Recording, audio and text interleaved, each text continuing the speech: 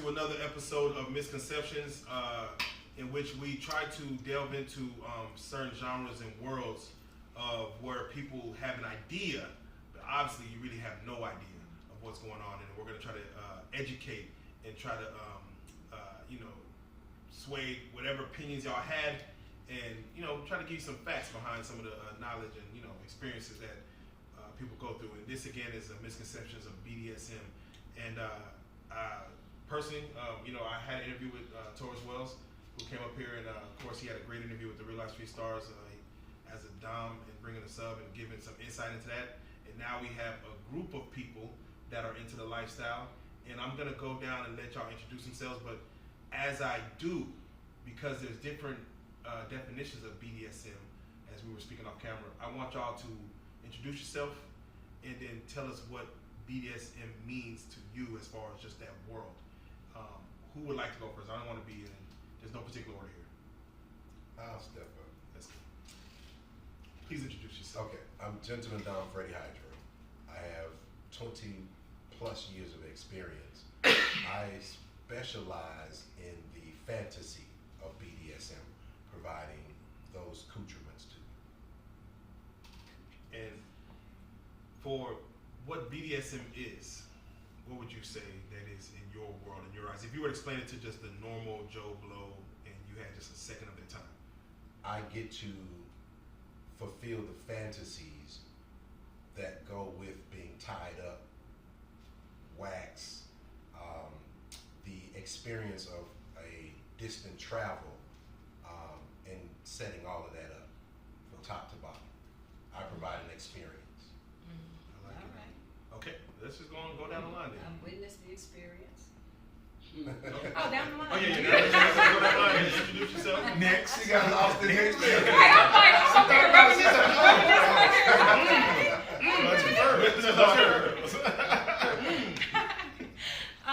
I'm Crystal. I'm a bottom, basically a submissive bottom. So I like to be the person to receive those experiences that he just mentioned. So, but I like to do it in a set scene. It's in that moment. I'm releasing my control to you. I'm trusting you. We have an idea of where my comfort zone is, and I'm going to trust you through that process. And then at the end of that, I take my control back. So it's temporary, and that's my comfort zone. I love it.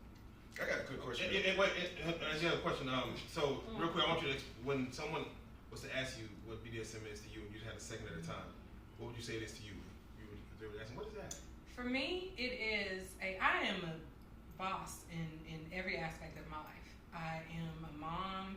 I run my household. I've always been in control. I'm really OCD, to be honest. And so that moment is a moment where I just get to release the control that I have, because it's nice to not have to think about everything that's about to happen. And I entrust myself to someone, Mr. Wells here or Mr. Freddie here or whomever, and they're going to take care of me. They're going to give me an experience. They're going to take care of me after that experience, and then they're going to give me back to me, and I get to leave in euphoria for that moment. I don't have to think about what's going to happen to me. I like it. That's perfect. T, do you have a question for her? Do you want to go introduce yourself? No, that was she answered the Oh, question. Actually. all right, she got it. There you go. Look at it. Mind reading. There you go. Yeah. Okay. Yeah, BDSM for me is intimacy. Well, no, first, I want you to introduce yourself so they know who you are. Okay, And I'm then- Taurus. How y'all doing? Taurus Wells. Y'all can find me on all social platforms. Taurus Wells. The plug. The plug. The butt plug. No. You can negotiate. Yeah, it's right. We can negotiate that in there. You know what I mean? But you find me on all platforms. Taurus Wells. I am a dom. BDSM for me is intimacy. It's the intimacy that most people lack. Once you get busy in your life and everything else, you're carrying out your daily chores and everything else like that, you lack that intimacy, the ability to get comfortable in a space to where you can just open up and fulfill some of your wildest dreams or some of your urges, basically. So I've been in BDSM pretty much all my life. I grew up in a household full of lifestyle people, and with that being said, I picked up on a lot of things, and this is where I am today. What is lifestyle terms? Lifestyle is Throwing words out there, people don't know. lifestyle is an umbrella. It's a big old corporation with a whole bunch of umbrellas of kink under it, right? So lifestyle is ethical non-monogamy. ethical, non-monogamy, all kinds of things. Well, Including. well, it doesn't necessarily non-monogamy. I mean, it could be What monogamous. should I include it? Well, inclusive of. Okay. Yeah. Right. So would you say it was a lifestyle being the term of freedom of choice and openness? It's an openness to something that you can tailor make yourself. Gotcha. You know what I mean? We about to delve deep. But before we delve deep, go ahead. We're gonna go all the way down the line. Okay, in my daytime life, my name is Diana. Nighttime 6. During the day, I'm a mental health therapist, certified sex therapist. At night, I'm a sensual dom. So it's about the experience of touching and how that makes you feel. The genre I play in is electro play. Electro play. Yeah. That's to deal with electricity. It does. Yeah. Tasers. Sometimes. Yeah. That's all I can think of. I know they're parts of Taser that. So you went from 0 to 10. But really, people assume that BDSM, because of 50 Shades of Grey, Yeah. because of what they've seen on TV or what they've seen in porn, they assume you come in hard and fast, and it's about pain. But no, it's about pleasure, and it always has been about pleasure, and it's how you get to pleasure. For me, when I top in a scene, how you get to pleasure is to kind of turn on all your nerve endings in your biggest organ, which is your skin. So, I like it. I like that answer. Okay. And you said six. How do you spell six? Six. STYX. XTYX. Oh man, like the river. Okay. Never runs dry. Never runs dry. Geography, I missed that part. So let's do it like this. We're on here to have a conversation about misconceptions, and I'm gonna just bring up some topics that I hear about things, and I want y'all to address them. And let's try to keep some order as far as talking, because I know everyone's gonna have an idea of it. But I love when someone wants to take over. You know, if she says something wrong, you want to chime in. So one of the misconceptions that is being brought up when it comes to BDSM is that these people that's into that lifestyle are people that come from childhood trauma. How would y'all address that misconception of the BDSM lifestyle? Can I start? Please. Absolutely. The therapist. The therapist. Can playing with kink relieve some of the trauma? Can you, because you're taking your power back, right? And you're working through your trauma through kink? Yes. The field attracts that, but is everyone in the field dealing with that? No, they're not. So just like any other subset in life, you're going to have people who experience trauma who do it, regardless of whether it's jumping out of planes or whatever. And then you're going to have people who do it just because they like the adrenaline rush. So I want to keep it more personal, if you don't mind. And we're gonna go down. But for you, was there any childhood trauma in your life through your mother, through your father, through your siblings, or anything of that nature? Attention from boys, or anything that made you want to get into this lifestyle and enjoy it, or No. anything early on? Yeah. No, I started with the lifestyle back in the mid-90s, and it really just because of the openness of the environment, it led me to go into fetish parties. And during the course of me going to fetish parties, and if you go to a fetish party, it has a lot of different little stations that you can try a lot of different little things in what we call tastings, so very small scenes. And I tried a lot of stuff and realized that I resonated with electroplay hard. Can you, when you say you tried a lot of stuff, can you mention some of the stuff that you tried that you might have said, okay, I kind of get that? And Right. I tried impact play on a St. Andrew's cross. I tried suspension. Let's slow it down. What is impact play and what is St. Andrew's cross? Impact play is what most everybody sees when they think BDSM. It's getting hit with floggers and paddles and things like that. So I tried impact play, didn't love it. Tried suspension, didn't like that at all. What's suspension? Suspension. Suspension is really when they kind of yoke your ass up and just kind of hang you from something. wow. It's just Like putting an anchor in that series. right. Oh yeah. Pretty much, just hang you from somewhere. So That I was tried. that was too dizzying for you, or It just- why didn't you like that? I didn't. I just thought it was. I thought it was ugh. Everybody doesn't have to like it. No, I'm just curious why not like it No, though. no, Yeah. So you try it and you don't like it. I'm I just tried curious it. why. I didn't like it. I tried food play. Oh, okay. Because ooh, you're I'm throwing not things out. familiar. I'm learning as I go. What is food play? Huh? Is that like is that like Don't Be a Menace when he had that hot dog on her belly and that's the biggest food? Just remind me. Really, what that is, it's using food in a sensual way, right? So that particular day, people were sitting in pies, people were rubbing, custards and whipped cream on them and with Any each other and melting of cheese and letting it drip? no melting of cheese, nothing savory. But the It was whipped all- cream is that's a No, I'm saying like then it just hit you. Then it hit you It's all soft. natural for you. I seen it on the movie. It might be. I seen it on the movie. So it was nothing savory, it was all just sweet. Okay. In this particular scene, it was all just sweet. And I realized that I could not get out of my head. I was thinking yeast infections, and I was thinking, I couldn't get out of my head with it. I was like, nope, absolutely not. We are not doing that. But what you just said with the whipped cream, that's cultural. That's acceptable. That's acceptable. vanilla A lot of acceptable. people are Culturally kinky and acceptable. they It's don't culturally know that. acceptable. That They is don't food know play. that, but That's it is entry food level. play. And that was That's actually entry back in the level. 90s more like it wasn't as taboo. People actually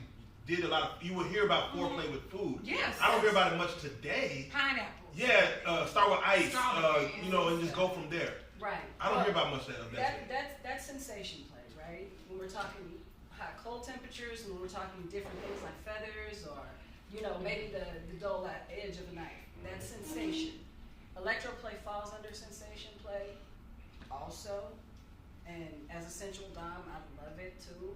I like to switch what I'm using to kind of change up what the person is feeling on the other side. So. Oh, you are a dom. Yeah, you like to. When you say I like to control their feelings and emotions, yeah, that's definitely coming from. Okay. And yeah, please go ahead. Because I'm always on the receiving end of things. So you just mentioned something because I'm visualizing it.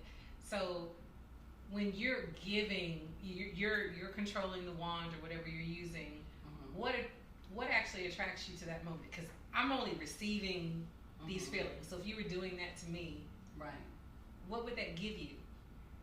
For me, Is it satisfaction? Yeah, it's you're giving me sensual. It's something? pleasurable for me to watch you enjoy what I'm doing. It's pleasurable for me. So innately, Okay. innately, what do you think? And this is for anybody else who might want to delve into this world. What innately in you caused that to say? Because again, you're a woman to where you're giving that to another woman, and it's a pleasure for you to I see do it her. to men too. Oh, talk to him. Mostly men. Okay, Mostly men. Mostly men. I changed the whole. I had a picture in my head. See, That's fully changed. I had a picture in my head that's Mostly fully men. changed now. That's Now- natural for That's men a to good think topic. that way. Yeah, now I need to bring one to men and find out what the hell going on. But no, for you to have that dominance control over men, it gives you pleasure, Yes. and that's why I go like the child trauma. Was there But something it gives in me you early on? It gives me pleasure that they are having pleasure, Okay, right? It doesn't just give me pleasure to control.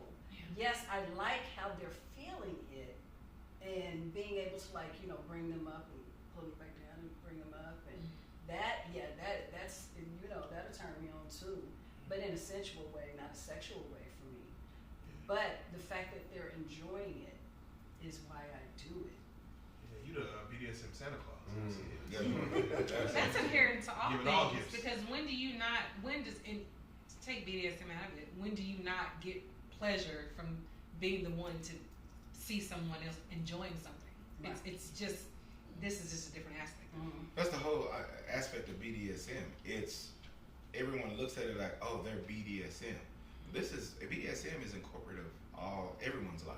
Everyone. Yeah. Women say, oh yeah, I want that dominant man, that dominant Right. center man, where I can feel comfortable to let go. Right? So that's BDSM. Bondage, discipline, dominance. You know what I mean? That's what most women want. Even in just regular monogamous sex, just grabbing a woman's legs and holding in a position where she's feeling some type of pleasure from that. She's locked in. That's a form of That's dominance. Yeah, That's a breath- form of it's BDSM. form of dominance. Breath play, Yes. right? Right. What is this? Choking. What is this? asphyxiation and things like that. Right, but again, we are now delving into kink, and now we are doing. It's not So so when you like simple. it to a point where you're seeking, Yeah. we're about to go there. Mind you, stay right there. All these things have a title and a name. What I express to people is we're all into it at some level. Yeah. Right. What the misunderstanding is for this show is you just don't know the name of it. Yes, Right. and we know the come names along and of. give you a name Yeah. and make it make sense to you. Mhm. Therefore, everybody's into it at Yeah. some level in some degree. Long story short, all y'all want a little bit of BDSM. They all do, even though you know what. And that's why we're trying Everybody a little to. bit This is gonna educate them to say, let me probably dip my toe or dip Yeah. It's my not being afraid of it. dip Don't something be else afraid of into it. the lifestyle. Yeah. So let me ask you this, because this is going viral right now. Tyler Perry has a movie out with The Mia Culpa. Mia Culpa. Yeah, I haven't Oh, watched yeah? it. You haven't watched it, but there is a scene in there where she delves into that world, and she immediately leaves. I'm not spoiling nothing, but she just walks into a world of that, and she immediately leaves. But people at home are probably like, "What the fuck was that? Okay. This red room, red lights, and then people just freely doing whatever. It looked like a scene, but Tyler Perry, what he's doing was showing a world that exists that he showed you for a couple of seconds and then pulled out. But there is a whole world there, like some John Wick stuff. Yeah. There's a whole world there that is, that's why we're here talking about it. So, no, please, yes. So, in 2017, I was that person who walked into the world and I was like, oh, I didn't know we did this. like real talk. It's all of us. I went to an erotic show. I've always liked burlesque. I've always liked erotic, period. So I went into this erotic show expecting it to be like every other erotic show that I went to. And this particular show, they had a dom there. They just took it to a different level. This was an all-black production. It was extremely sophisticated. And I walked into this and I was like, this is for us. I was hooked right then. That was my first time ever being flogged. What did you call it? Impact play. No. But you said there was little stations. Oh, a fetish party? It wasn't Yeah, like that, but it was like tastings. That's what you call it, tastings. Yeah. It was a You get a little taste. taste. It was a little taste. It was a little Little taste. taste. And it was. I'm telling you, that second in that room at that event, I got into the lifestyle. Right. Just seeing it, or you actually got Seeing involved. it, I was like, wee. Okay, yeah, let me try this. For those that want to see it, that's voyeurism. Yes. Yeah, I didn't want to That's see one of- it. yeah, You I don't wanna get into I it, wanted- you just want to watch. I want pick me. Okay. Yeah. So I met that particular dom, and had an impact play, and it was just like, and I wasn't at all worried about what anybody thought. I wasn't worried about anything. This was like my moment, and from that, I literally went to the internet. Were you single at the time? Yes, Okay, I was make- single at the time. Would have did it if I wasn't single at the time. Oh shit. Okay. Oh shit. That wouldn't Would you have let your husband know? Like, baby, I just stepped into something.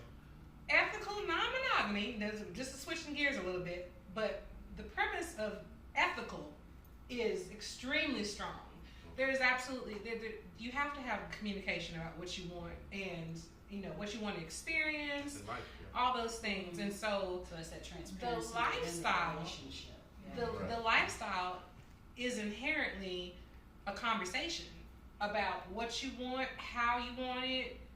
You got to be able to articulate what you want to experience, or you're going to go without, and we're not willing to go without. I would like to say that with ethical monogamous people, I would like to say that I do ethical monogamous people. I do have a lot of ethical monogamous people that come to me. It's more or less like a sensual massage. So it's just something to spark something in a relationship. There's nothing wrong with bringing your wife to a session to spark something in a relationship. Learn something about your wife or how you can be in that zone for her, for your partner. Right. So even if you're And don't be monogamous or offended ethical, yeah. if she But expresses something that you didn't It's already really, know. But- really but most of hard when you have been taught from the cradle that this one other person is supposed to satisfy all your needs within a relationship. Right. It's really Great hard teacher. to then say, okay, there's something I can't do for my partner, but this person can. It's What's the hard for you to alternative? say. That's money water. Show me. The That's alternative, what I'm the talking about. alternative, That would be you hard don't for have me. that conversation. The alternative is someone does without. That's the Someone does monogamous without, or the the alternative. Someone does unethical without. behaviors that people have in relationships, the cheating and this and that, the sneaking around, the lack of transparency, Mhm. right? Yeah. So instead of doing that, let's all sit around and talk and say, okay, you know what?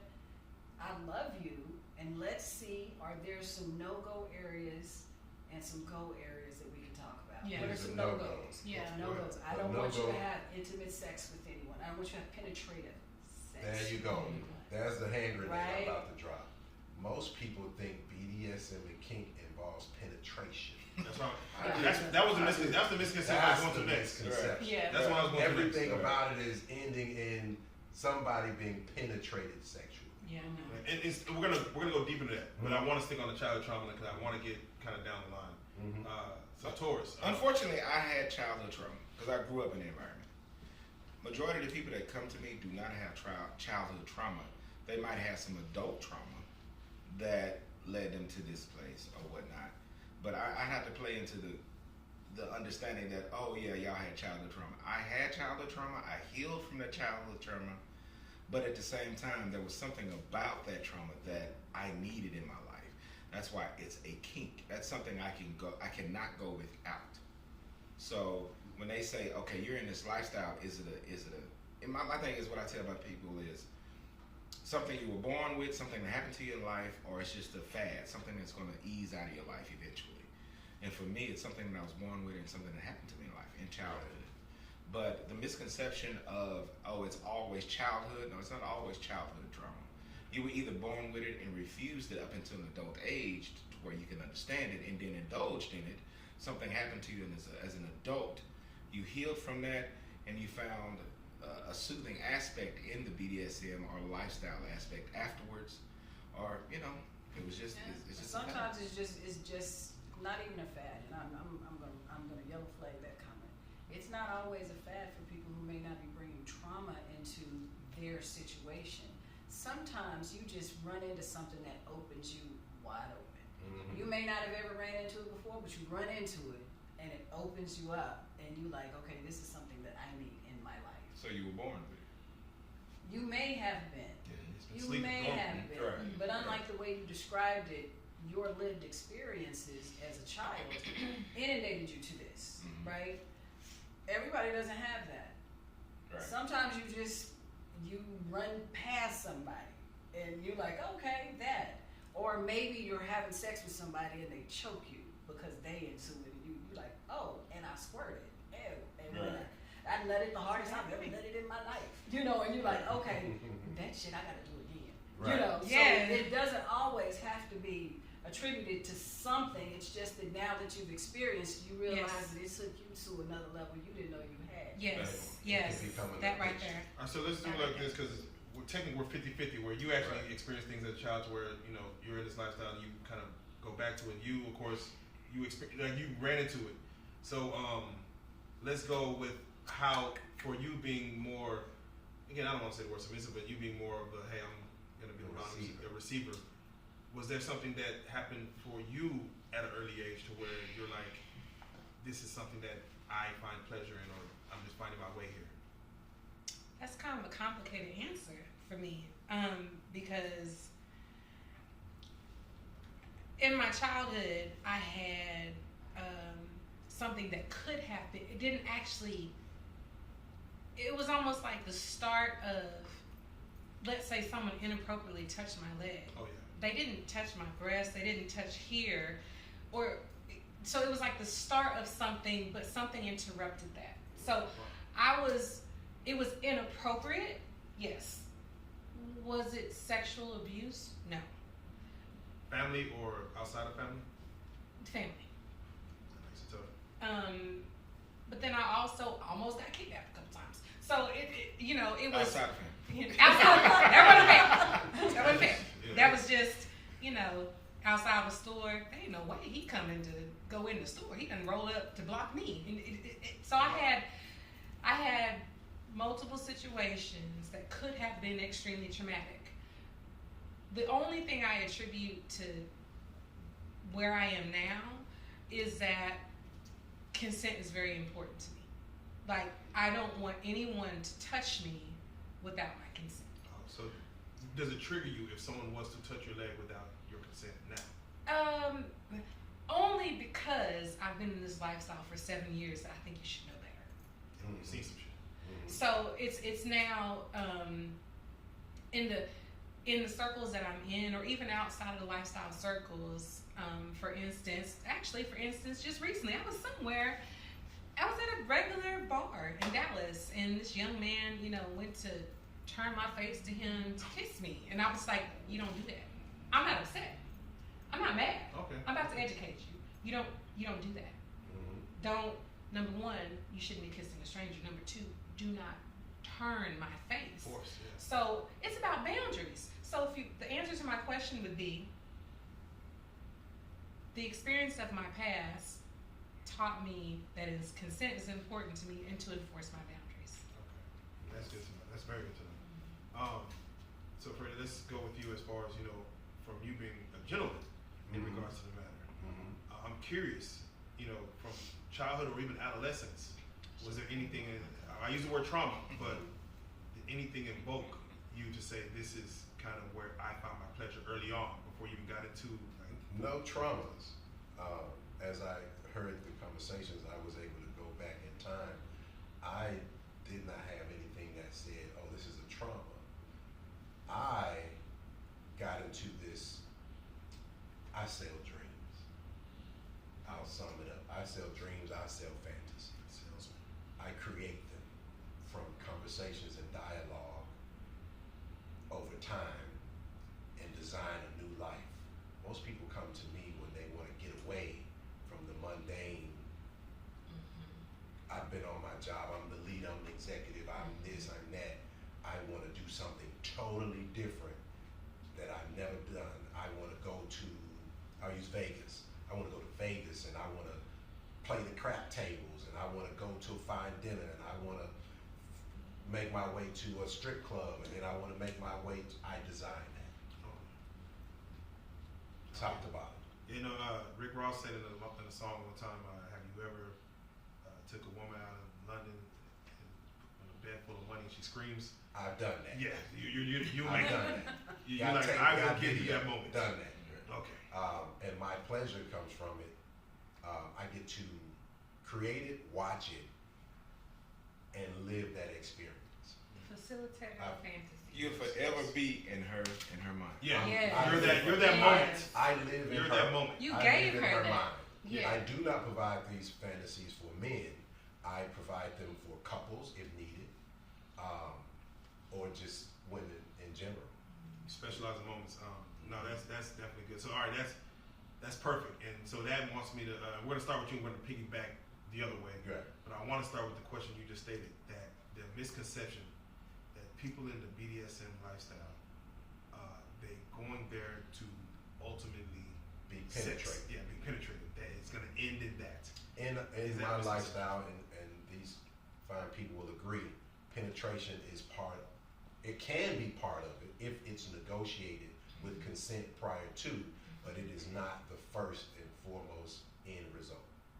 So and as we talk about this, people seen 50 Shades of Grey, and a lot of people kind of go off of that when they look in the vlogging and they walk in the room. Right.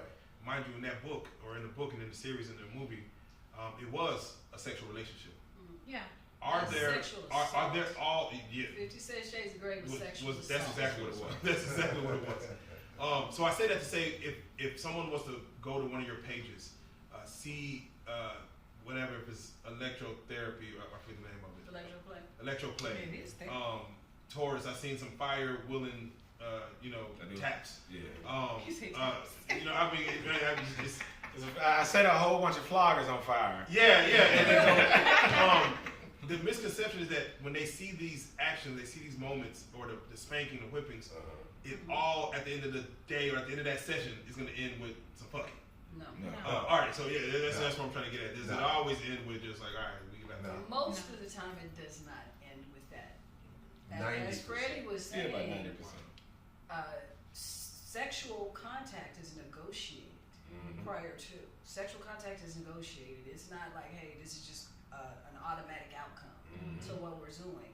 That is negotiated, just like your tolerances are negotiated. You negotiate whether or not you've had trauma. Do you have triggering areas? If somebody touches you here, is this going to send you in a tailspin? Is this going to trigger you with something?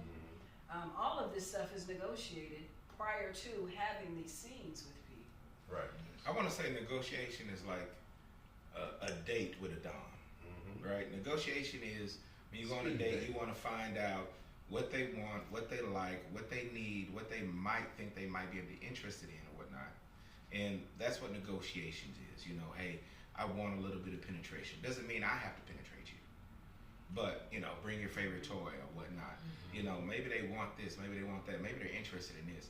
But that's what negotiations is. We sit down, we talk with someone, and we have a good conversation. It might be over drinks, it might be over a meal, it might just be sitting there.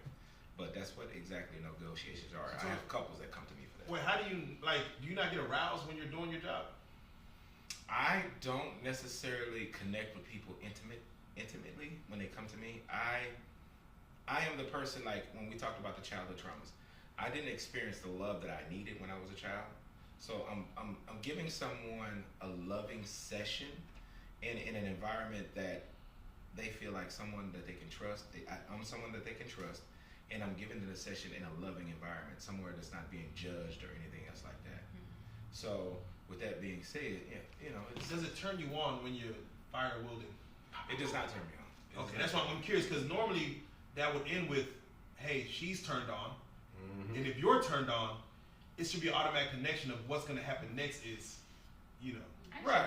But there's so much energy exchange going on. If you're into a scene, there's so much of an energy exchange. Sometimes that person who's on the receiving end needs time to come down because if they're too high, Right. they need time to come down. And sometimes on our side, the dominant side, sometimes we need a minute to regroup also. And Misconception is we don't need that. right. So sometimes we need a minute too, and that does sexual contact. If that is not what's already on the table, or that's not already, because if it's already on the table, we've already kind of partitioned off how much energy we're going to expend with you at certain segments, so that we have energy at the end of it. If that is already part of it, right? If it's not, okay, I'm tired. And when I say tired, maybe not physically, but emotionally, I'm tired. But I want to say at the end of it, if you try to include, like if you got the guys out here, for the people that's out there, you got people that are trying to be inclusive of sex, even though it wasn't on the table, that's more or less like a manipulation. Right. Because your bottom is open. Right. Yeah. They're Your wide bottom is open. When I look at the, I forgot what's the contraption with the where you're The St. Andrew's Cross. the St. Andrew's Cross. Right. You're so vulnerable in that moment. I have a shameless plug. You can find one at kinkyhut.com. Oh, Kiki had that. Oh, he's trying to. Shameless plug. I can only imagine You announced it first. the delivery guy dropping it off like, man, I know some shit going on here, but like for someone to be tied up, I know, right. For someone to be tied up and so vulnerable, that's why I asked, like, Taurus, do you get aroused? Because at that moment, you have all the ability to say, you know, because a woman is going to be, or let's just say man, woman, where a man's a dominant, a woman's submissive. She's tied up, they're doing things, they're flogging, and she's at a high. And if the man too is at a high, to me, like you said, the energy of it, it's like just a whispered air. That's why we're Keep dominant. going. That's why we're dominant. But- I mean, but I it- can't hold take back, it. I guess. I can't take advantage of that Right. person in that zone. Right. You know, There's discipline. we have to have There's control. discipline. That's what okay. BDSM. The D is the discipline. You're submitted I'm to also that leash. dominant. I'm Yeah. also disciplined. You know what I mean? Yeah. I don't care. Even if I did get, let's say I did get a hard on. Let's say that energy that I experienced from this person really turned me on. That person would never know that I was turned on. There you go. Because of the discipline. There you go. before I go to the next one, does anyone have anything else to say about that itself, as far as it's supposed to end with, like for you being more of the receiving? Do you want the person, the dom, to like, man, please just take me to Neverland, whatever you call it? Do you want Good that? question. Yes, good question. And just kind of hold it in. You You gotta grin like from ear to ear. So, I have had scenes where I've had a scene where a dominant gave me a fireplace session, and I was extremely turned on. I got flogged. I got everything I could ever want in that session. And I requested. I was like, "Can I go grab my wand?" He said yes. And yeah. The wand was. I believe I had been tied down to a table, and he unhooked my hands, and I was able to position my wand somewhere that I. Wand is a vibrator. Yeah. I taught you. Not a Kids watching at home. It's a vibrator. Not Harry Potter, but it does magic. But I was able to position myself in a way that I could pleasure myself while I was being flogged, and so there was still no penetration in that scene, but I wasn't. Finished? What's the opposite of permitted? Oh. You permitted or restricted? I wasn't restricted from getting the pleasure high that I was looking for. So that's something that I just had to ask. And that's very good to know, because for anybody that wants to get into this lifestyle or experience a session, it's like y'all said, it's not. Oh, you're like, or if a guy wants to let his wife come and says she just wants to try it. Correct. It's not a guy saying, "I'm looking to F your wife." Like that's gonna happen. Right. No, No. she's gonna get to a moment where, like you said, he'll back off, she'll come down. That moment will be remembered, and then she could just go home and be with her husband, and now have a new experience with her husband. I mean, that ventures into edge play. But Bringing them to also, that edge and yeah. not giving them the satisfaction of it. Edge play Yeah. is fun. It's One for Edge you. play is fun. But I will tell you that people orgasm fairly regularly during regular parts of the scene. Yes. We get them hot and bothered and Yep. pass them on. Well, no, I had a conversation. There you I go. had a conversation That's last true. night. Woman was like, "Oh yeah, no, the squirting comes from when the way you hitting the physically, the dick is hitting, or the penis is hitting the G spot, blah blah blah." I said, "No, ma'am, I have people squirting all the time when I get in a session. I never take off a shoe." Ah man, you're the old the Shang-Chi. If you ever go to a kink party and you wonder why they have stacks of puppy pads just sitting places, it's because oftentimes bodily fluids will come out without any penetrative aid. Yes. Wow. Right. You can flog. I can be flogged because I don't do any flogging. So, I can be flogged in a way that the pressure is just right and it's hitting in the right spot and never been penetrated at all. But just that. Is it a mind thing or a skin thing, or is it the It's mind? both. I mean, so it's everything. It's all encompassing. Okay, It's a level of freedom Yeah. and letting go. You have to come in there being willing to be vulnerable Right. as a receiver. Yeah. You have to come in there. If I am so much in my head about what people might be thinking or how am I looking or all these different things, then my body is not. It's tense. And so I'm not going to get the same experience. I have to get out of my head. For me personally, I know I'm in the zone when I can't hear anymore. Like Lose your hearing. I mean, not lose your hearing, but I'm everything saying, is gone to where. everything is gone. Wow. It's like That's it's not like sound. That's there's no it's That's like amazing. all I have is feeling. I'm no longer hearing. I don't hear if I'm in This a. shit sound dangerous, man. Shit. That's why you have to. It's not for everybody. We gotta the world gotta continue working. Shit. To Can't all be in. To bring it into the real world, imagine you being on the expressway and you just want to listen to the wind blow. You don't hear the car that going faster than you. You don't even hear the radio. You just hear that high-pitched whistle and that air feeling on your skin. For some, like her, that's the level of experience that she's getting. Okay, so let me ask you this. Yes, go ahead. Have you ever been in a sexual with someone that it felt like she was reading your body and you felt like you were reading hers? Yeah, no. So the only time that happened is when we both popped the edible, because I don't smoke weed. Right. But I never been high before ever in life. Right. For the first time, both popped the edible, and whatever that was, to where like I could feel every inch Opened of your my. mind. Yeah, I'm just. Oh, I was like, it was like a rocket ship. I'm like, whoa, I'm in space, Right. and she was, and we're just both. So you And guys it's have like, energy exchange. yeah, it was like, fuck, like this is. That's the That has intimacy a of name. BDSM. Yeah, I don't know the name, but I know I want it again. The name of what you all experience is an energy exchange. That energy exchange is, for me, is always the goal. Like to get into that zone, but the reason why you're able to get there is because that edible took you. It pushed all these distractions out, and it opened up your mind and allowed you to feel without the restrictions of everything else that's going on. That's a dangerous place to be, like 24/7, man. Like, Well, you not a dangerous place. Like, going get shit done. Yeah, not The world will not operate. You know what I mean? But that's why I said earlier, I said I go into these experiences and I release myself to this experience, and then at the end of it, give me back. Calm down.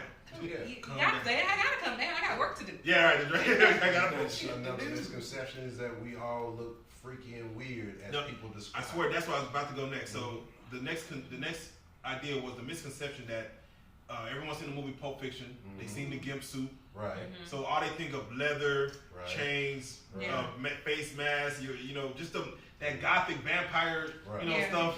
Right. To where they're like BDSM, oh, they're all in leather. And they're walking around, but you know, you might see Taurus with some J's on, with some blue jeans, and just with a t-shirt. Oak Cliff, Texas. Oak Cliff, Texas. You know what I'm saying? There's no outfit for it. It's like, but you actually do have the chef suit, the butcher suit. I tell people I'm the guy in the cubicle next to you. Explain it. Well, The professor. In my day-to-day life, I look this way. So me transitioning to the kink and BDSM world is, I don't have a uniform. This is the look. So right. So mind you, he came in with the whole 3-piece suit on, and then as we got started, for this episode, we put it on. So this is something you've worked with before. I've worked with this. This is a uniform in this space, BDSM community. Mainly, it's to keep me from being stained. Oh wow, shit! Butcher for real. I play with fire, knives, fluids. It keeps me from being. I didn't know that. Wow, that's amazing. Yeah, look, we're learning things. I didn't know this one. Yeah, I thought it was just for the look. Like, let me walk in and look like, Me doing this so long, things splash on my clothes.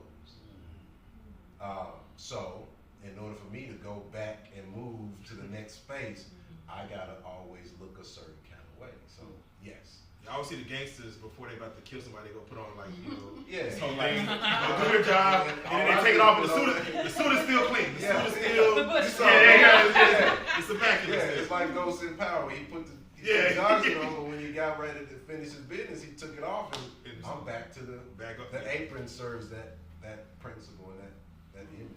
So, all right, so let's go down the list. As far as being someone who doesn't mind being the bottom or someone being controlled. Do you put on outfits? Do you put on leather suits? And is that a thing to put on that Catwoman suit? And what? There's so many like the handcuffs, and that's all people kind of see is like the leather suits with the handcuffs. So I do things based on my mood, and so if I come to an event and I'm strapped up, I'm leather or whatnot, I'm telling you what kind of mood I'm in. What is that saying to when you walk in and you let's just say not even saying nothing, just to read your mood? What mood are you in? Because to me, I would look at you more as a dom in that sense. That actually was I was just about to say. So there's submissives, there's dominants, and there's people who switch in between. And I switch in between. Oh, I like it. So But however, with certain people, Mr. Freddie, Mr. Wells here, I might be in an aggressive switch mode, but I'm gonna submit to them. And so, Taurus for damn sure knows that if you just grab me by my throat, you'll put me in my position, and I'm gonna submit to you. So but however, my point was to say, if I'm in leather, if I'm in black, if I'm in something that's a little more dominant, aggressive, that's the mood I'm in. I'm in a wanting to control or be controlled. So if you want to be controlled, are you in more like, let's say, white, like bunny suit, or like? I'm a very feminine woman. Yeah, like do you come like what? What's okay. that mean? So, if I'm just, even today the sun is shining. It's beautiful outside. It's, I'm in a very girly, feminine mood. I'm not necessarily in the mood to be dominated today. Okay. But if I would have come in with a little darker or whatnot, then, you might be able to catch me in the corner. Onto that and say, okay. Yeah. But one of the things what? Yeah. You said catch you in the corner? Yeah. He wants to expound on what that means. Like you mean just expound. sitting in the corner, or like no, you went in the corner and got into some stuff? I meant like that woman that you could walk by her and her energy is vibing, and you can reach out and put your hand around her throat and push her up against the wall. Or a corner. Or a corner. I got you. Yeah. But I want to say something really quick. They know how to read energy. This is all about energy. Yes. Right. And so, I should be able to give the energy I want to receive. It's like a subliminal conversation we're having. I don't have to say, I'm going to stay with them two. I don't have to say, I want something necessarily. I mean, I will say, are you in service tonight? I'll say That's an amazing thing to not have to say in a dom knows, like, I already know. That's an amazing thing to have to do with because it's a rapport. You build rapport. I would not go into an environment with a dominant I have never had a conversation with, or never talked to. Really? And no, I would not do that. I would not do that and expect him to know what Crystal likes or Crystal needs. Everybody feels like, I can do this to anybody, anytime. No. Yeah. But here, unfortunately, is what I see on both sides, professionally and at night, is that the blade hours is what you'll have, especially if you have someone who is new, is they have misconceptions about how to present themselves to a dominant. That's an energy exchange, and it's an agreement that I will keep energy you give me safe, right? Right. But because you have some dominants that are predators out there, and you have people who are new, who are willing to give up their power without knowing what they're actually doing, is you get people that are setting themselves up to be maybe essayed, to be, maybe put in a place where they now are experiencing trauma and something they thought they would get released from. Right. Predators pretend to be doms in certain spaces. I can see that. Most doms don't walk in a building with their chest out, the flashes, jewelry, and all that other stuff. You feel the energy. And we're gonna go there next, but because that's gonna be a very, very touchy subject. We're gonna go next, but as a matter of fact, let's hold off on going there before we go there. Right. And I want to go into Taurus because you aren't in the leather suits. You're not in the gimp suit with the. You just come in as is. It seems like I go, from Oakville, Texas. Yeah, a regular work day. No, seriously, myself personally, my uniform is more or less something thin that they can feel my body. Like, say for instance, I'm a different type of dominant than Sticks over here, than Freddie. I like to use. I'm 6'6" and a half. I'm a big guy. I like to use the presence of my body as the comfort level for the people. So I like to get close and personal with them. I like to shirt off. I'm gonna just go with my shirt off. No, I don't even take my shoes off. No, I know. So I mean, please plug. Yeah, please plug. Give him, don't let me bad. Let me nothing but good. This gentleman right here smells amazing. And All the time. For those that, all the time. he's an AK, but yeah. All the time. Rudy to Tootie. And myself and most of the women I know, he has such a catering presence, in a sense, a strong catering presence, that we will just go and just smell him. Like, he probably, I don't even know if he want it all the time. Do you want all this attention? Because we be just coming up on you and just I know get a in lot there of and people smell need it. They you want it. They want it. and take this hug. And that hug is, it's like a release from whatever the stresses are, whatever. He just receives it and allows that to be had. And it's just like a safe space. For the young men at home who's like, man, I wonder what he's wearing. Are you gonna give away the secret? No. The game gotta be sold and not told. To be honest with you, I go to my oil distributor, and I actually make my own smells. I kind of. Yeah, if I said, let me find you have a shaman in Africa or something. You get the fly out just to get that one. I will say this, fellas. If you're gonna mix something up, put a feminine undertone under your musk. Yes. And that's what's gonna draw them in. They're gonna smell that familiarity, that familiar smell, and you're gonna have that musk on top of it. So. Are you into more oils or what is it like? Oils. Okay, oils. At least he gave us that. Yeah. At least he gave us that. He gave me a gym. I wouldn't give you that. Right? Yeah, I would have given you that. Fred ain't gonna give you nothing. You got to come pay for this. You got to come pay for I this. sell the dream. Marketing. Right here. Marketing is there. Okay, so as you said, Taurus, you do just go regular. Do ever women want you to put on an outfit? I know you are 6'6" coming in. Boom, you have the physical presence of a dominant. Do women ever ask you to say, can you wear to not get spills on you? No, I do not. If I get spills on me, I get spills on me. I got change of clothes, and I'm good. See, Freddie is the professional. See, I am the familiar. I am the guy that when I grasp a hold of you, you're gonna feel at home. So that's it. Yeah, now he does come in looking like a straight assassin. I'm not from Texas, but it's not a stain on. Yeah, right. Talk to him. That boy. Freight train coming. Okay. All right. So I want to go to Sticks.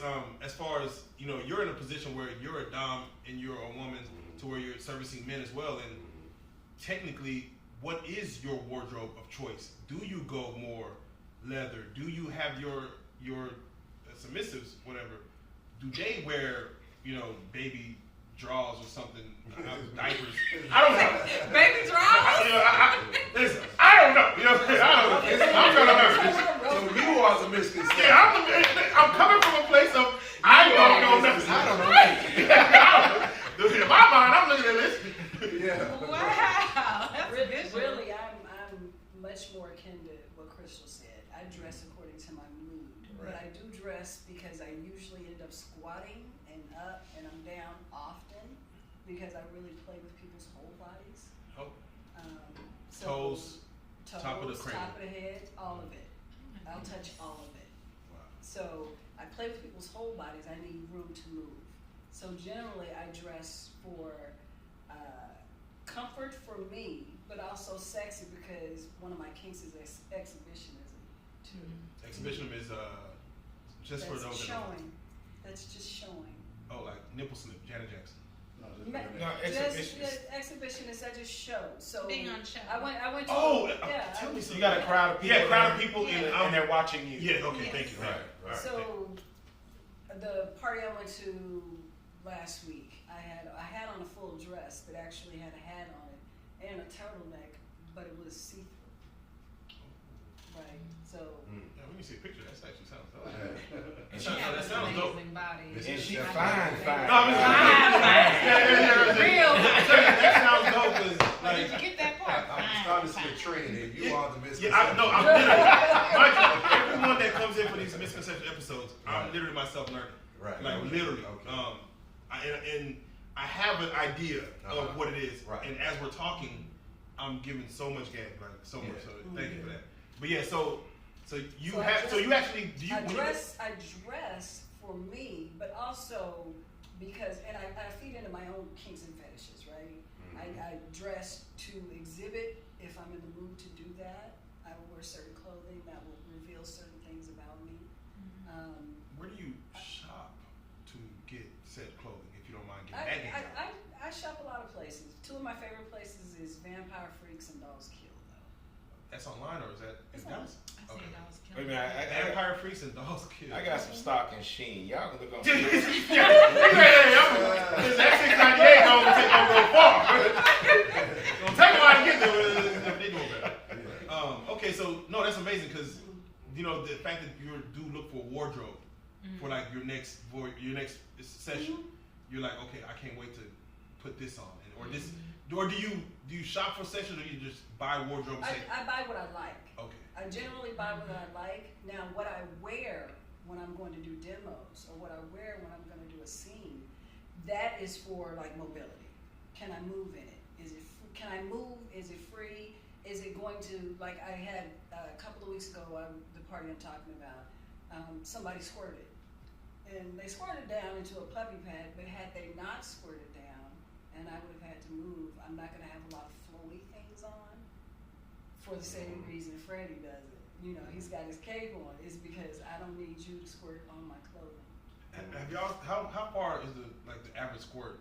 How far does it go? Woo, hold on. Yeah, so let me know because I was at a club Yeah. last weekend. I honestly have never seen nothing like this. Wow. I was at a club last weekend, sitting at a table that was about across this room. This young lady was over here getting. She had been her dominant had allowed multiple people to come and flog her, and I was impressed by how much impact she could take. That's not the normal. Anyway, when he was working on her, she squirted across the room. It damn near hit the table. Wow. We were over there. that's I had never seen that before. I was like, I didn't even know people squirt that far. and when men do they bust? Do they shoot across the? No. Okay, they just They Not gonna across bust the like room, they they're gonna gonna bust cream. like they bust. You Yeah. know, if they're a dribbler, they're gonna dribble. If they whatever they are. whatever they are, they get a little height, they're gonna get a little higher on it. So Okay. And men do it without even touching them in private areas. I do some men too. So I mean, I'm flogging. It's all impact. I'm not using my hands or whatnot, and they come too. Who's more vocal in your experiences? Or Both. Men or women? Both in their zone. In that climax mode. Oh! Like, who's more vocal? I'm sorry. believe No, it or no. believe it or not, I've not heard them be super vocal. They're much more vocal during the active part of the scene than they are when they hit orgasm. Much more vocal during that part. Wow. Okay. Most of my clients want to be private, want to be quiet, want to be unseen. They don't want you to know they like these experiences. That's how that works. Do you try to get that out of them? Like, no, I'm gonna make you. So you go to a back cave where they can get live. Yeah. I have a bad case. You got a Pad back cave walls, where you get live. yeah. But the thing is, Like, does someone try to resist, and then you try to get that out of them? Like, you see them fighting yes, with what they like, and you Yes. try to take it to the next level. I do, and that's me being observant and understanding who they are, how it all works, and find that thread and release that thread. Once I pull the symbolic thread, it all unravels. They to the point where one extreme is where they just start crying uncontrollably. To they get real giddy and laughter and can't stop because whatever's inside, it's my role, my job to pull it out. I hear you. Yeah. And I've Uncontrollable had laughter. some that get real aggressive in the midst of everything. So whatever that control, being or spirit, animal inside, I walk them through letting it out. Okay. All right, so I want to do it like this. We were touching on it, and I want to tell you, we were talking about predators and things of that nature. Right. So I want to touch on the misconception that, and this goes both ways, that the men who are dominants are people who are into inflicting pain, because that's what, when some people may look at it as, it's not for the person's pleasure, it's because they want to inflict pain and they get a rush out of inflicting pain, almost on like serial killer vibes or kidnapper vibes. And on the other side, women who just want to have pain inflicted on them. They're pain freaks. And that goes away from masochists. Yes, sadists and masochists. The misconception that you're dealing with those two. And thank you for that. Can y'all touch on that as far as when you do have Kill Bill? I'm just saying. So you're asking. So the misconception of BDSM is the sadist and masochist. Yes. In actuality, like that's the only reason. That's the dom, and that's the dom, and that's the giving the receiver. That's the only version. Right, the misconception that y'all could, Right. Well, I mean, don't get me wrong. We have sadists and masochists. So if someone gets that pleasure out of receiving that pain, let's say for instance, when you're having a vanilla person having sexual intercourse, and she's like, oh, spank my ass while I'm, spank it harder, spank it harder, spank it harder. She's in a masochist state at that particular point, to be honest with you. And him doing it and deriving pleasure off of it is a sadist. So it's not the fact that, it's the deep level, darkest level of pain or whatnot. It's pain and pleasure. You want somebody to choke you or whatnot, and now choke me harder, choke me harder. And the person that's choking you is actually still being turned on in that aspect. That's the sadist. The one that's being choked is the masochist because they're receiving that. It's all about opening up in that aspect. Sadist and masochist doesn't mean that I'm cutting your skin open or anything else like that. I mean, it can't go to that extreme. But so if you do have an extreme sadist and extreme masochist coming together, and like they're really pushing the said boundaries of what this sensualism is supposed to be, and they're taking it to a level of like if someone walked in on that, whoa, what is going on? Make sure that they have a emergency contact that you can call. Make sure that you know emergency crews as far as like who's the nearest, how long it's going to take. Because yes, it's not about if something dangerous will happen. It's something because you have two people who are pushing boundaries. It's gonna happen. So just make sure that you've taken all of those safety precautions beforehand. Make sure that if you're playing knife play, that you have, invisible skin, or make sure you've got the bandages to manage it until emergency crews come. Right? First aid kit for that. Right. Yeah. Misconception. Wow, to walk in and see a first aid kit. I think that's everybody should have one. I'm not saying it's wrong. It's just if that Freddie is doing fire play, he should have an emergency kit there for burns. The misconception is if I see Taurus and I see you and you're saying, hey, I'm gonna be the dom and you're gonna be the receiver, the misconception is that this man he gets off by giving pain to women. Yes. And then the woman, on the other end, I say y'all two together, but just on your end, you get off, of course, by receiving pain. But that's the only thing. And I mean when I say pain, like electro play, that's tantalizing. I don't want to say it might be pain, but no, it can be pain. Yeah, it can be pain, but it's really I can see it start as tantalizing. Or let's go to feather play. That's not pain. It can be though. Yeah, well, just like tickling. Here's the thing. Tickling you can tickle someone to where it's yes, you can tickle them until it becomes painful. The most important thing to take away from this is it allows an individual to release a mental stimulation and has nothing to do with the physical. It is just mentally feeling a euphoric equivalent of maybe somebody smoked crack or hit a line or two or whatever your what we like to call vanilla world indulgence. It's that euphoric thought, and there's a word I'm searching for, and I don't get it right now, but that's really what it's about. Wait, so does pain get there quicker than pleasure? Like licking a belly versus pinching a titty?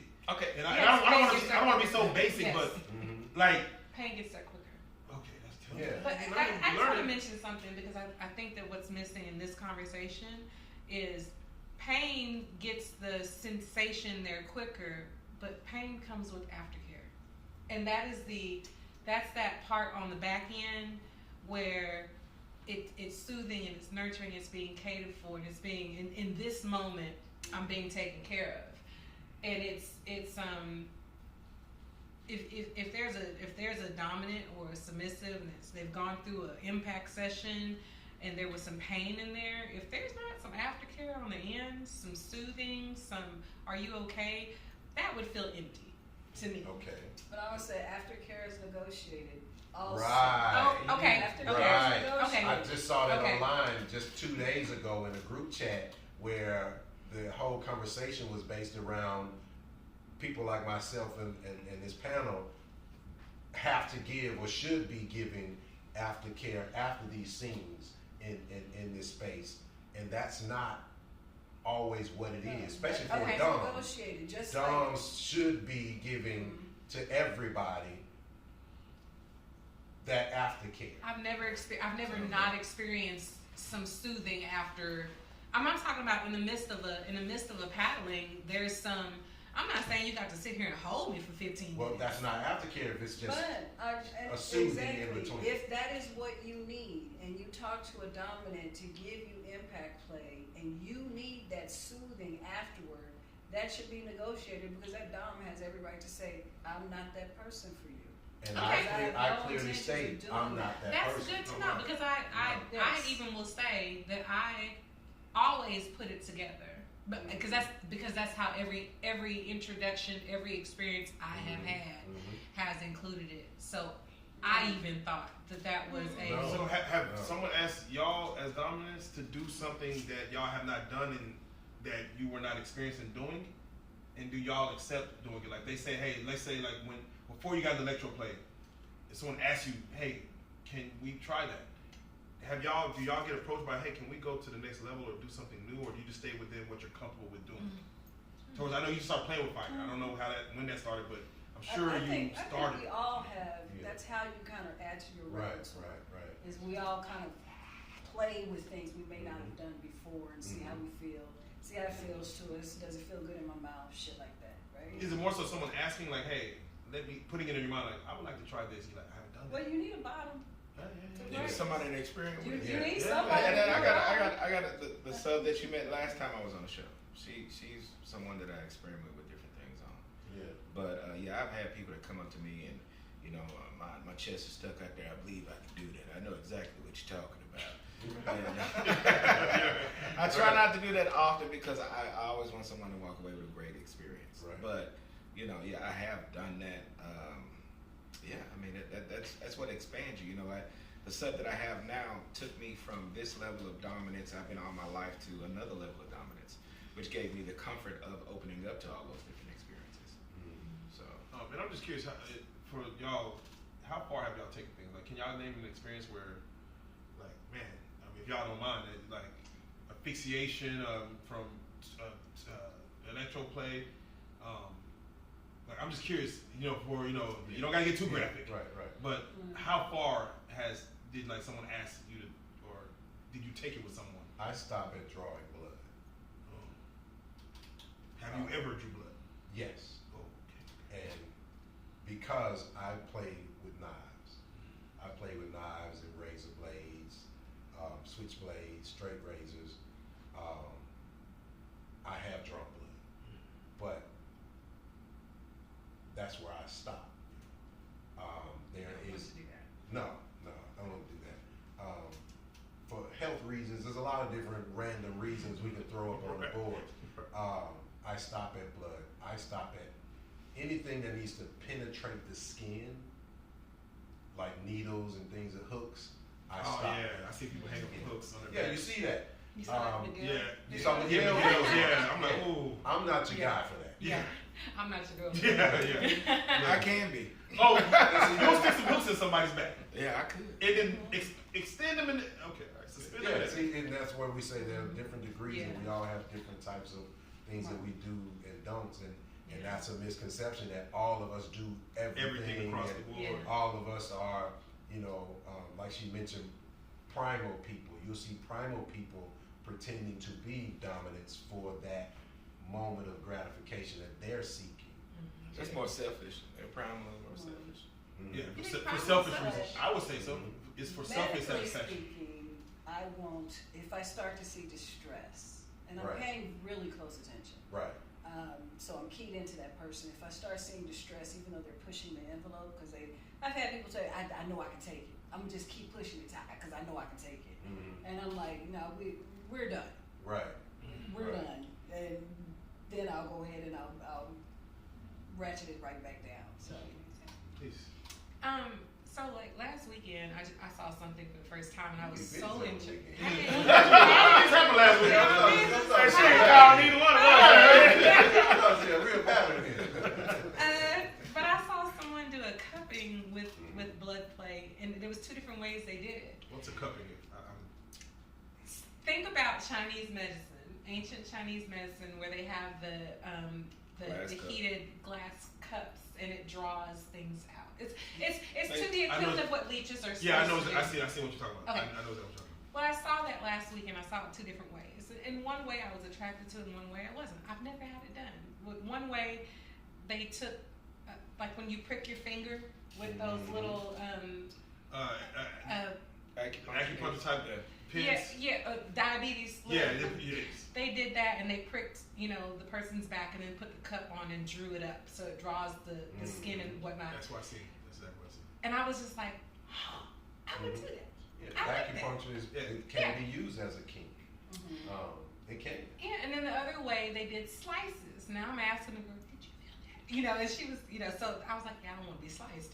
But what my point to say is, there's so many variables of how something could happen that you don't have to want to do everything. But it's a good idea to go and look to see what you might be interested in. You might be surprised. If somebody would have said, Crystal, you're going to want to do blood play, I would have been like, hell no, I don't want to do that. But I had never seen it before. That was just me making an uneducated assumption of what I thought it was. Yeah, my girl, as we were, intimate, one time, maybe a couple times, like she bit my tongue trying to draw blood. Like, She's trying to draw blood? I feel it. I mean, who bites your tongue that hard? Like, what the fuck you doing? But she bit my tongue where I'm like, and I'm like, hey, stop. Does that make her like, in the mind, she's like a dime? Or what? She might have been having a dominant moment. Yeah, man. I would say more primal. Or she, Primal moment. Primal in I'm always surprised at what I'm gonna do. I'm surprised myself. No, that is the best discovery. There is a thing called sub frenzy, and if you're a new bottom/sub, sometimes you get so caught up in the experiences of whatever you're doing that you go to here when technically you should be a here. And you have to, as a dominant, you have to pay attention to that, because you've got somebody who's like, they just feeling all the feels right now. They stuck there. That they're higher and higher levels of intensity. So it's up to the dominant to like kind of slow Bring 'em roll. down. So that's what I want to roll just a little bit. And it's not a misconception, but I just want to have y'all speak on it. When it comes to safe words, is that really a thing? That there's a word that we're gonna say that's gonna make me automatically stop? It is. Yep. Absolutely. So that's discussed. Once the safe That word happens. said, it's done. We're done. Hard stop. Negotiations. That's in negotiation.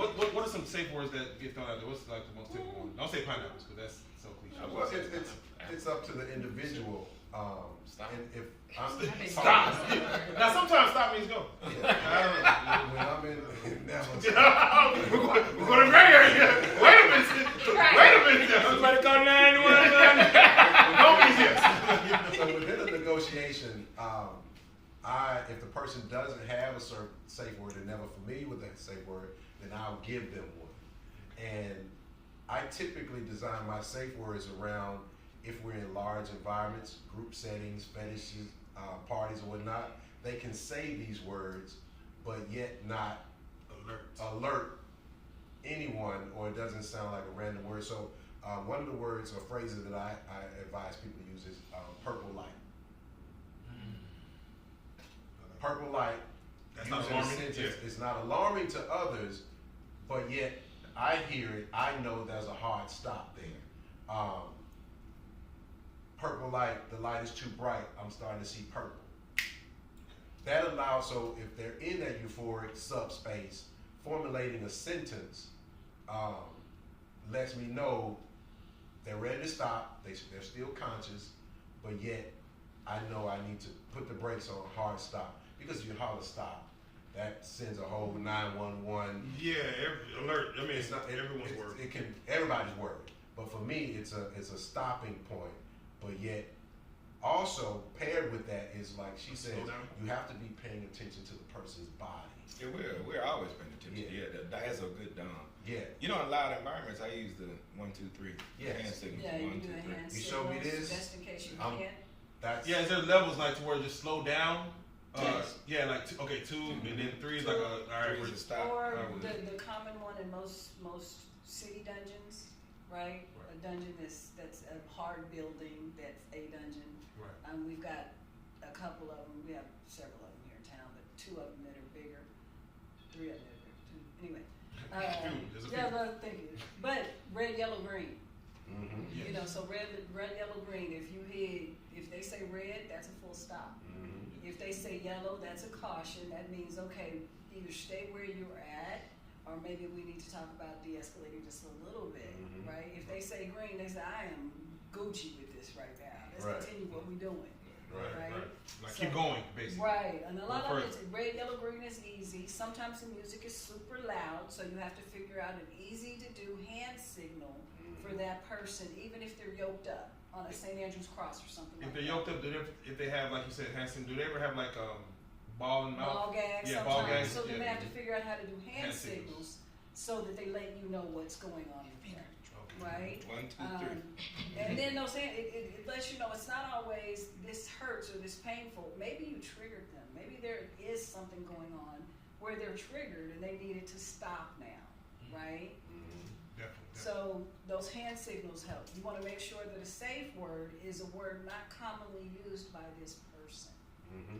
Because No means no. You know. Stop means stop, Mr. Yes, yeah. I don't want to confuse you. I'm too big to misunderstand that. right. Listen. Are phones normally involved? Like, is this like normally private? Like, no one sees this? If I do a session, I had a session I did the other day that she wanted to film the session for her own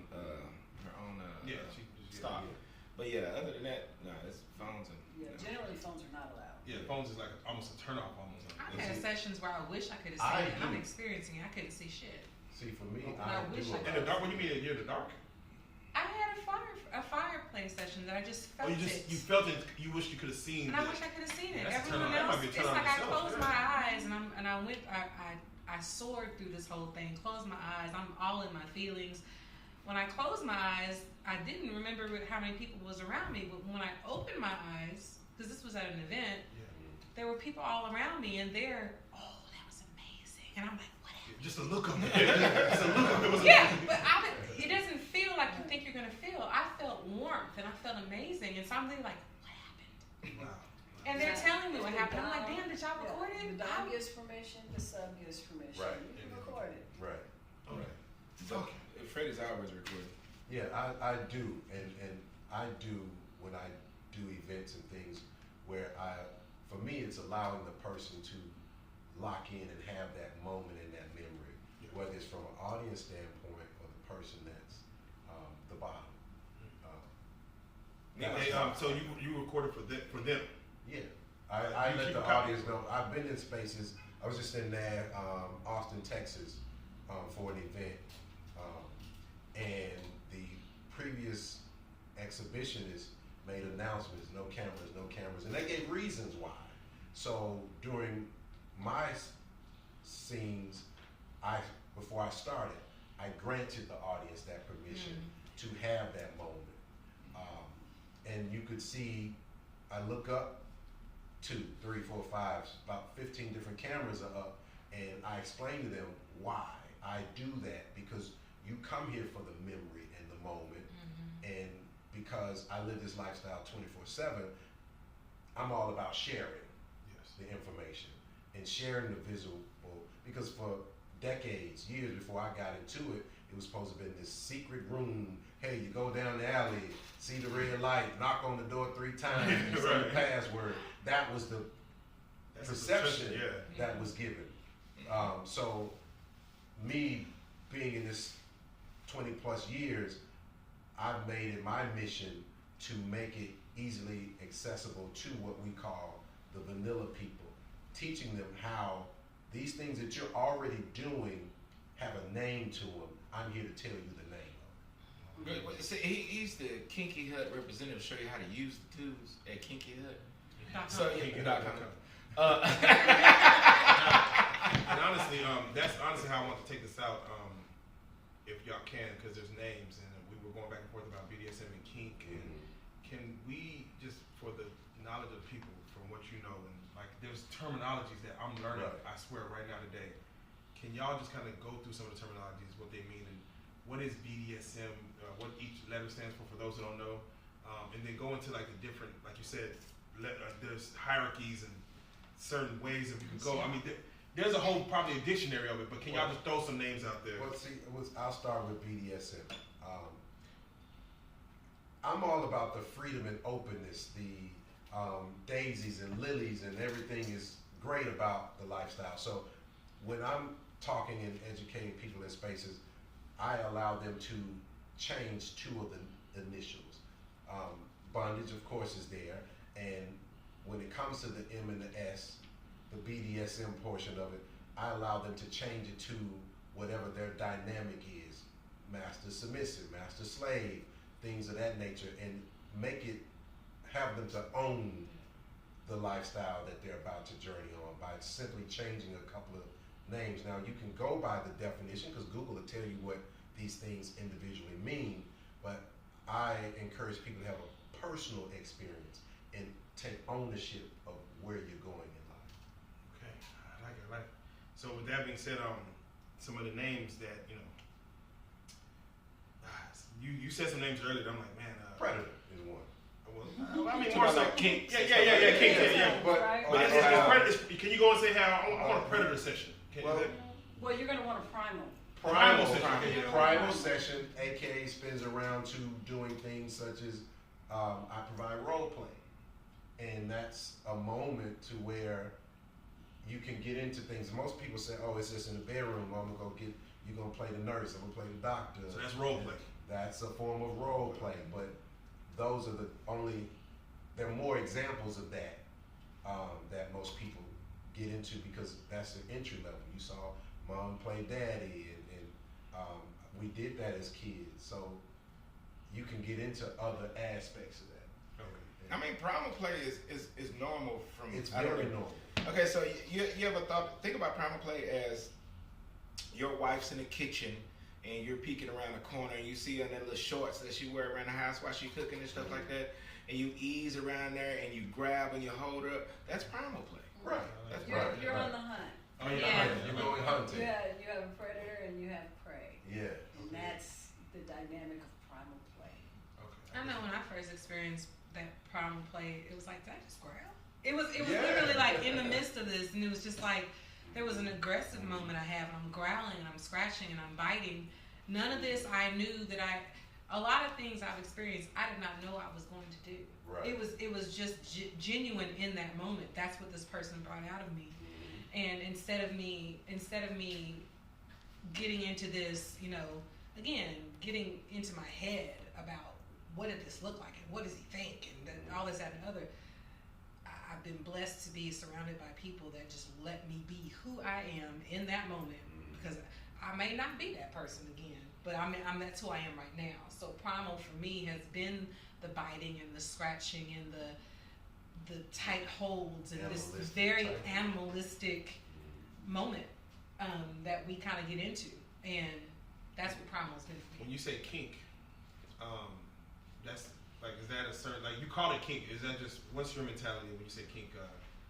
Of course, kinky and doing. For me, kink is anything outside of normal love making, basically. Anything that is, anything outside of the normal that there's an additive. I gotta make sure I say this right. I'm not even the biggest person that's into a whole lot of toys. That's not really, necessarily my thing. But kink could be just additive toys. Kink could be regular sex with the. We're not gonna get into all that. Yeah. But no. I get where you're going. Where like now we're just going out of normal. Just anything out Any additive, any Anything additive other than mission. could be Yes, kink. basically, Yeah. yes. Admiration of Ropes. ropes, Ropes. feet. Yeah. I mean, So- praise, worship. I don't think it's really just a box, really. Yeah, and truly. It's just out of the norm. But I gotta go with Sticks because Sticks, you had mentioned you went through a line of, and you got to you're a fan of electroplay now. As Tora said, there's fire play. Give us what are some more, exhibition. Give us. There's what's more of the word of BDSM. Give us some more. Not just in BDSM, you got voyeurism, and voyeurism and exhibition is the two things that are predominant, ethical non-monogamy, predominant in lifestyle communities, right, where it's more free thinking for free action, right? But ethical, with your partner, so you've talked about it, you've done some things. At times in clubs, you might have seen me walking around in a thong. At times, you may see me every hedonism in Jamaica, love it, because I'm gonna be on the nude side, because walking around sans clothing is enjoyable to me. Yes. Being admired sans clothing is enjoyable to me, right? So that's talking to one of my kinks. I also like watching people either do kink play or, matter of fact, sexual activity. So that's the voyeurism that is doing that. Does flogging mentally mess up any of y'all? Like as far as just watching someone flog Like mess somebody? up? Yeah. Like Passion Christ. I have an automatic squee, right? Okay. There's an automatic squee I have when I see a white dominant flogging a black Oh, citizen. yes. Oh, we just had a conversation And that's about me. that. I can really Oh, see I that. have an automatic squee. There's an automatic mental backup Yeah. that happens when I see that. And it has nothing to do with their actual dynamic Yeah. or their actual relationship. And it's all just kind of, Cultural. it's more spiritual. More Go gut. for you. It's Yeah, go. more gut. That's that trigger for every. Yeah. It's I didn't even think about that. I conversation. didn't think about that. A white male flogging African American woman. Well, I Male, posted you know. Yeah, male or yeah. this past week. I posted a picture, which was a little bit separate, but it made me think. It made me really look at why is this bothering me, and it was a picture of old Khloe Kardashian with several black ladies on a leash, and she's kind of dressed like a pimp, and she's got them on a leash, and I posted it because I was like, okay, the truth of the matter is that this would really bother me. It did make me uncomfortable, but it would make me more uncomfortable if this was a white man. And I really was like, Crystal, why is this would, this, if this was a white man with these women, you would be pissed. And I was like, I wouldn't be as uncomfortable as a black man. And then I had to go through, how do I feel about the fact that being a white woman, with these black women on the leash. And so me personally, I wanted to have the conversation because I think that we have feelings about things and then we don't really look into why. It's just, I'm uncomfortable and that's it. Okay, well why? When you get into the why, that's important because that can help you resolve what got you to the point of being uncomfortable. Like it's just That's on the next one. Yeah, That's on the next one. that's on the next one. Yeah, we're on the next one. That's on the next podcast. Digging into self. So right. So I want to do like this. For those that I want y'all to go definitely tell them how to follow y'all if y'all in the social media, anything y'all have going on. But also personally, if someone wanted to get into this lifestyle, personally, how would you tell them to enter it? Where can they go? What can they do?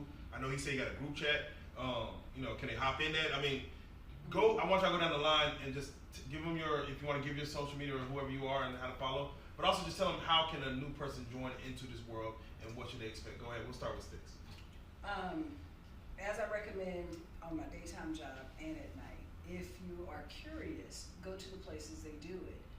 Infliction Hall, if you want to just go to a dungeon, they're very big on consent. So you can go in there and you don't have to be touched, be by yourself. If you're interested in having more of a lifestyle experience, go to Colette's or go to Eaton.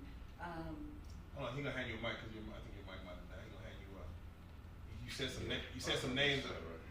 You said some names of some places. Go ahead. If you're interested in, BDSM, right, or kink, period, go to Infliction Hall or go to the DFW Dungeon. Go to those local places where a measure of safety because consent is all important. If you're interested in some of the lifestyle stuff where it's ethical non-monogamy is practiced, go to Colette's, or go to Eden. There are places you can go where there's a measure of safety because it's a public place, right? They're considered private clubs, but generally anybody can drive up and go. You should go to those things. Check it out. Stand back, be the voyeur, watch. See how it's done. See how people interact. And see if that's something that, gives you an interest. Does it spark interest or does it give you that automatic squeak where you're backing up mentally and emotionally from it? Go and check it out. Definitely. Okay, I like it. Taurus, as far as if you want to, again, give out your social media handles, but also for those who might want to get into the lifestyle or ease on into it, how can they go about it? How can they hire you? You can catch me at Taurus Wells. Taurus Wells. WELLS. No, I'm just joking. But you can catch me all on. Just type that in. Type that in. No, you can catch me on all social media. But no, seriously, I truly think before you start venturing into the physical aspects of going to the dungeons and stuff like that, I think you need to dive a little deeper into why you feel like you want to go there. You know what I mean? Is it just for fun? Is it spice things up? We'll do it blase blase? Because people can go into the dungeons just to try something out without actually investing. Go to Google and, read up on what BDSM is, what lifestyle is. Really study up on it because you can trigger yourself without even knowing when you put yourself in an environment. And that gets bad. You can trigger yourself even knowing and not know that was a trigger. That is true. Discovery is a real thing. Yeah, you can discover, but but my thing is have the tools and understanding before you go into the physical aspect of it. Like walking into a building. Reach out to some of the people that are on this show. If they give you their social media, reach out to them and say, hey, I'm really interested. I'm in this area. We have a lot of information on all different cities, states, and everything else like that. So, right. If you want that, reach out to someone that's on this panel, or reach out to someone that's at a local dungeon that might have that information. That's what I suggest. The word dungeon just seems so. The word. Okay, so the word dungeon, like Stick said, these local dungeons are legally they are very strict on their rules and regulations. Right. So with that being said, those are safe places versus going to somebody's party, going to someone's house or whatnot. So if you see a dungeon that's in your downtown area, those are the safest places to go. I will say that because they're legally none of them make are sure mind you're safe. telling you or teaching you anything while you're there. Yeah. They'll They have answer a lot of classes. questions. Oh wow, amazing. Okay, with that being said, I would want to go. Yeah, go I think ahead. my answer is going to be slightly different, but it's going to piggyback a little bit. So I was that person who decided I want this, and I'm going to now. I got to find it. So I think it is important to get some little fundamental stuff, like do your research online and whatnot. But once after the research, and now you know that you want this life. The lifestyle is a community, so you have to understand that you're coming into a community, and you got people who are very protective of their community. We don't want people in the community that are going to be disruptive to the flow of things. So most people probably know each other in a scenario. Absolutely. Been there a few times, and Yes. there's this new person. Yes. Even though you know it or not, you think everyone's new, but actually you're the new guy or new girl here. Absolutely. Come into it with an understanding of be prepared to watch. You may not come into it and be able to be involved. People do need to get comfortable with you. And in doing that is showing your face and kind of allowing people to learn who you are by seeing you there. And knowing that you're not there, like we're not trying to be entertainment. I mean, unless someone is an exhibitionist, we're not really trying to be someone's entertainment. Mm-hmm. So, BS is a welcoming community, but we want to be welcome to people who are kind of here to stay. Like we're not in and out. We're not necessarily to be your entertainment. So go to the clubs. Okay, so even if you go to even the lifestyle swinger clubs, a lot of them have a BDSM element there. So you can go to Colette still has something, don't they? You can go to Periodically. Colette's. You can go to, they mentioned Infliction Hall. You can go to different places where you can get your toe in to the people who are in this community and kind of start getting familiar with people. When you get familiar with people, we are watching you, and you might be invited into some groups. Into those groups that get you more. That's a vetting process. Okay, Right, that's vetting. Yeah. but be prepared to be vetted. Be prepared to be vetted. Be prepared to be vetted, but a lot of people are entering, even if they're curious, there's a lot of fear and a lot of hesitancy. So come in the door anyway. Even if you're sitting in the parking lot scared, just Come in, yeah, come in the Come in. door. Yeah. Because most people They don't are suck very blood. welcome. They don't No, knock your neck no. and turn it into. So if, But I will if that leave fear you. is stopping you at the parking No, lot, you said you don't. come in the door. Yeah, she's right. Come in the door. Mhm. But people are gonna be people. You know, if you're I don't want to say it because I said it so many times. But last weekend, She got a weekend. Okay. Keep up with her on social no, media. for real. Last weekend, I met a young lady who, her openness was so. She was so welcoming. She was so open. You know, and we exchanged information. I'm not gonna give my personal information out to the masses. If I meet you in real person and we have a conversation and I'm like, you're open-minded. I'm not feeling judgmental. This environment is comfortable for you. Okay, well, I'm not saying I'm a gatekeeper, but there is a little gate that could be opened. There you go. Mhm. And that's exactly how I got into it. Right. Someone watched me and they saw how I moved and they opened the gate. Opening that gate welcomed me into the lifestyle community, which set the tone for, you know, I'm 7 years, it's 7 years later. And so You don't regret it. I think. oh, hell no. Change your life. Okay. No, changed my. Can I tell you why? Okay, it changed my life because it allowed me to understand boundaries and put forth my boundaries. And actually, I am a more vocal person about everything to do with me. Even in the workplace. Oh, You're every like- aspect of my okay. life. Coming into life, I always was professional. I'm talking about on the personal side when I was more vulnerable to things of you know, not wanting to offend someone, not wanting to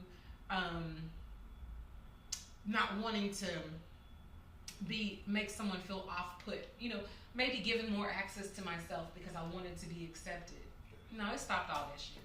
It put me to where I can assert my boundaries in a respectful way, and you're going to respect them. Having a dom mentality and I am portraying both. that and doing that, it Yes. gives you that. Dominant and McDonald's, we ain't gonna submissive get my order in wrong. one. Damn Yes. it. We told us to talk about McDonald's. Absolutely. Get my order right the first time. Yeah. All right, so Freddie, for you, if you know, I know website, Yeah. how to follow, give them So, all that, and also how can they come into the life? In the spiel of it, I'm Gentleman Dom Freddie Hydro. I'm a resident Dom for KinkyHut.com. On their site, you can find information about things like wax play, story times, where you go into those things, and you can find educational components. To reach me directly, you can find me at Tied Up Management. That is a service that I use. They handle a lot of the details as to how to have those types of fantasies and things fulfilled for you. I only service women and couples. I do not. But if you're a guy, you want to know how to do it, you can reach me through Instagram is one, Freddie Hydro _ Kinky Hut. Or you can DM someone on the Kinky Hut side and they'll get you directly in touch with me. I have no time to handle a lot of that, so there are people you would have to go through. Are you booked and busy? I am. Stable. I stay booked. Next, I don't know when this is coming out. So if it's coming out before March 8th, you'll see me in Texarkana. Memphis, Tennessee is on the books. Chicago in April for Exotica. We got and March 16th. Hold on. March 16th. Hold on now. Wait a Hold minute, on. man. You gotta cross the dates. Hey, Crossing Hold the on, dates. let's talk about this, man. Let's talk You know about what? this. Yeah, Let's talk about give them this. something. March 16th. March 16th is the Dinner Clicks Kink Edition dinner. It is a 4-course meal where you will see these things live, close, and up front. You can go get tickets on Eventbrite. Just search the Dinner Click. They have an Instagram page. And in November, coming to Texas is the largest adult retail sex expo in November. So you'll see more information about that online. You can Google it. It is called Southern Pleasure Expo, and it is coming to Texas. And there you go, man. Awesome. And lastly, I want you to, for those young men who may want to get into lifestyle, young women, couples, how would you suggest they enter from your standpoint? From my standpoint, have a conversation with someone that you trust and know, that you may see or think they are into it, and ask questions.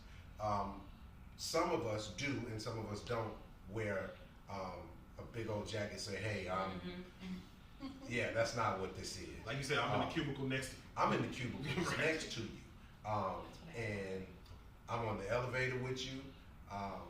I'm at the restaurant with you, and I move in those spaces where if you see somebody, and a lot of times you see people on social media that are doing these things, they're just as open and friendly to conversations just simply by DMing somebody.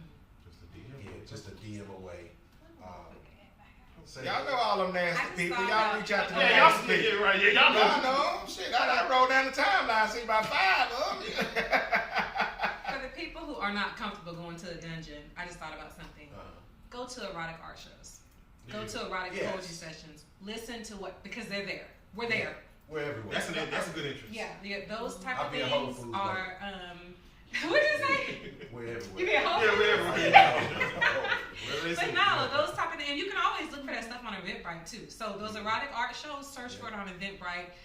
One will pop up, and just go, because if you start going into those erotic spaces, you'll start seeing some of the same people will be there, and their eroticism might be a little bit more on the BDSM side. That would be a good time to ask. Say that you're interested in it, and then they might, tell you about, okay, well, come to this, come to that. It really is a community, and it's really about working out. Yeah. Erotic near me. Just put it in Google. Yeah. Erotic near me. There you go. Thank you for that. That's as simple as it gets. If you really want to see levels of it, Oklahoma City, I know, has the Leather Fest coming up. That's in May. If April here in Texas is Fetish Ball, it's downtown Deep Ellum. So there's so many things out there. You can just walk in to these spaces and just meet people. And everybody's there is more than willing to answer any questions you might have, and you're in what we call a safe space doing it. Yeah. Man, Yeah, I just want to say, thank you guys and women and gals. Thank you for coming out and just basically, I learned way more than I even expected to learn. Healthy conversation. Go ahead. I got one more. Please. If you're in Atlanta, look for Madam Kelly. If you're in Detroit, there's a retreat coming up, and it's out there. Okay, yeah. It's right in front of you. If you look, it's in front of you, but you gotta kind of peek around the corner. Yeah, just tilt your head to the right a little Be bit. willing to step forward. Gentleman Freddie got so many things. You go find his page, and maybe he'll have it. There's tons of things on there. I live this life. Yeah, there you go. Yeah, follow this man. You gonna see live where he's at. Yeah, You gonna see it. So yeah. He's got a traveling thing. Yeah, crazy it's all over the world. People will It might travel. be in your city. Yeah. It sounds like people will travel for this. They if do. if in a bordering state, Absolutely. they will travel just to come and kind of be part of it. All over the country. Yes. Yeah, it's not just Texas. Yeah. It's all over the world. And I'm assuming it's not expensive. I'm assuming it's doable. It can be. Oh shit. Okay. Depending You gotta pay to play. You You gotta pay to play. You gotta pay to play. So I'm gonna charge. You know what I'm saying? all right. We ain't in South Dallas. No, nothing against South Dallas. So with that being said, no, I definitely do want to thank you guys again. This is the Misconceptions of BDSM, and whatever misconceptions we had, we just have to surface. But you guys really gave us an inside look on things that we may have conceived and really didn't know nothing about. So again, I want to thank you guys for coming out. And again, this is Misconceptions of BDSM. We appreciate it. Booyah! Hey, BDSM is a part of your life. You already doing it. You already You already there. Have a blade bloodbath. Yeah.